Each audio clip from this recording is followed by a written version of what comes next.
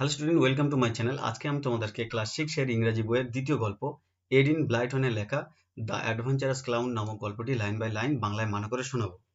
গল্পটি শুরু করার আগে আমরা এডিন ব্লাইটন সম্পর্কে জেনে নেব, তারপর গল্পটি শুরু করব।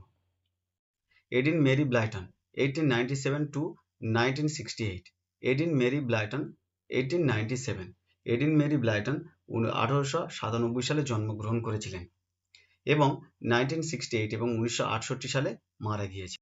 Is one of the most popular, তিনি ছিলেন সবচেয়ে জনপ্রিয় ব্রিটিশ চিলড্রেন্স অথর, ইংল্যান্ডের শিশু সাহিত্যিকদের মধ্যে অফ অল টাইমস, সর্বকালের। Her works include series of novels, তার লেখা উপন্যাসগুলির মধ্যে, ইন হুইচ, যেগুলি childrens have their own adventurous with minimal adult help, শিশুরা বড়দের প্রায় সাহায্য ছাড়াই নিজেরাই রোমাঞ্চকর অভিযানে অংশগ্রহণ নেয়। The most popular among this are the famous five, এই যে উপন্যাসগুলি ছিল তার মধ্যে সবচেয়ে জনপ্রিয় ছিল দ্য ফেমাস ফাইভ নামক উপন্যাস, based on 4 children and their dogs, যেটা 4জন ছেলে মেয়ে এবং তাদের একটা কুকুরকে নিয়ে লেখা হয়েছিল। দ্য সিক্রেট সেভেন আরেকটি উপন্যাস ছিল, যেটা হলো Secret Seven, a society of 7 children who solve various mysteries. A society of 7 children, 7জন ছেলে মেয়ে, হু সলভ ভেরিয়াস মিস্ট্রিজ, যারা বিভিন্ন রহস্য সমাধান করে থাকে। মিস্ট্রি কথার অর্থ হচ্ছে রহস্য, আর ভেরিয়াস কথার অর্থ হচ্ছে বিভিন্ন রকমের। দিস টেক্সট, এই পাঠ্যাংশটি, ইজ অ্যান এডিটেড ভার্সন, একটা সম্পাদিত সংক্ষিপ্ত রূপ।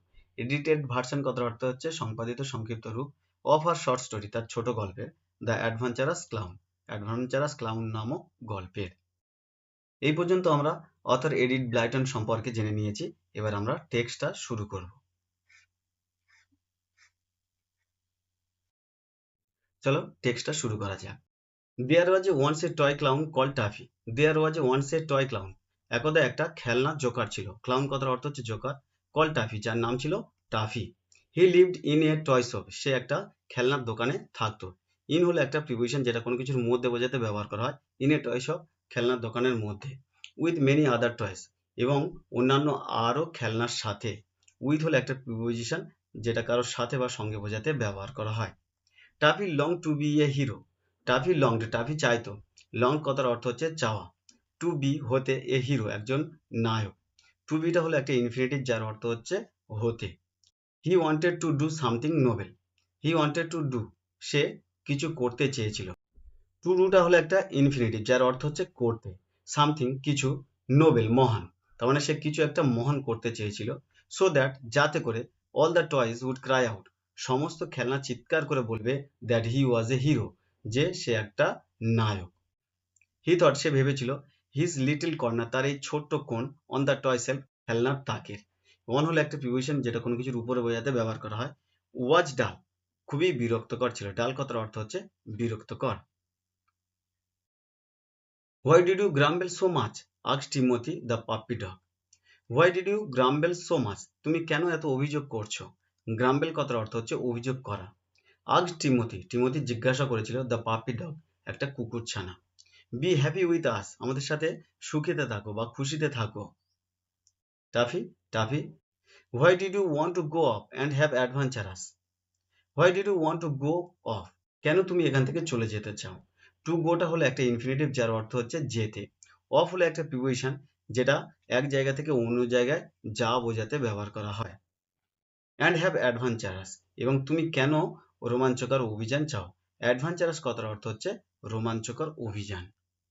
অ্যাডভেঞ্চারাস আর অলওয়েজ এক্সাইটিং, রোমাঞ্চকর সবসময় উত্তেজনাপূর্ণ হয়ে থাকে। আর অ্যাডভেঞ্চারাস কথার অর্থ হচ্ছে রোমাঞ্চকর, আর এক্সাইটিং কথার অর্থ হচ্ছে উত্তেজনাপূর্ণ, আর অলওয়েজ কথার অর্থ হচ্ছে সবসময়। I want to do something, আমি কিছু একটা করতে চাই। টু ডুটা হলো একটা ইনফিনিটিভ, যার অর্থ হচ্ছে করতে। That would make all the toys take notice of me.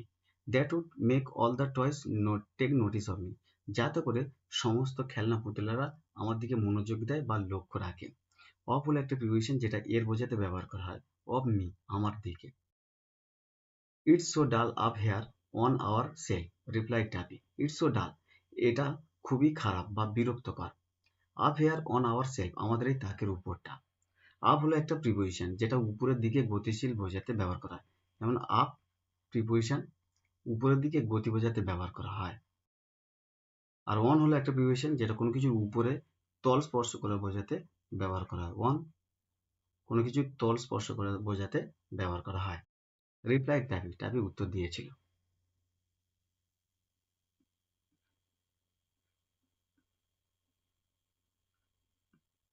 At night, রাতে। অ্যাট হলো একটা প্রিপোজিশন যেটা দিনের বিশেষ মুহূর্ত বোঝাতে ব্যবহার করা হয়। যেমন at night, at dawn, at dusk, at noon ইত্যাদি ক্ষেত্রে অ্যাট প্রিপোজিশনের ব্যবহার করা হয়। The clown climb down from his self.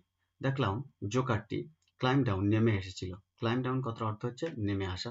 From his self তার তাকে থেকে। ফ্রম হলো একটা প্রিপোজিশন যেটা থেকে বোঝাতে ব্যবহার করা হয়। টু লুক ফর অ্যাডভেঞ্চার্স, রোমাঞ্চকর খুঁজতে।